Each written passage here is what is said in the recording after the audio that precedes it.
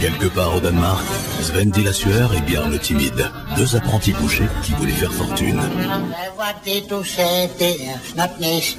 Vi bliver nødt til at finde vores eget sted nu. Svend, hun har pølse på hovedet igen. Sådan. Der er en benknuser. Så prøv at se de flise her. Det vil sige kortene, de kommer. Vil du være med til at åbne en slagterbutik? Ja. Malgré tous leurs efforts, Hvorfor kommer der ikke nogen? Jeg skal lige skide. la sauce ne prend pas. Jusqu'au jour où...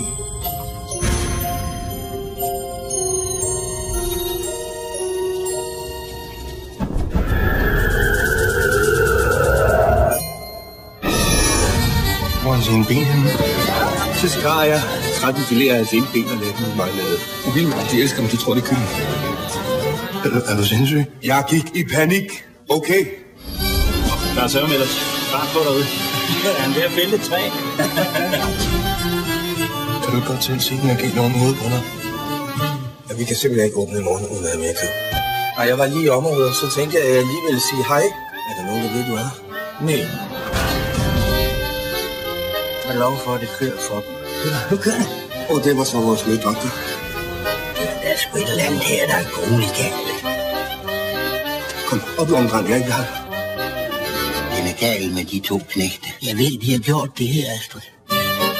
Jeg er bange for, at jeg måske er dummer. Og de med kniver på det åbne butik. Det tror sikkert. Det er nok bare mig, der er lidt morgenfødsel.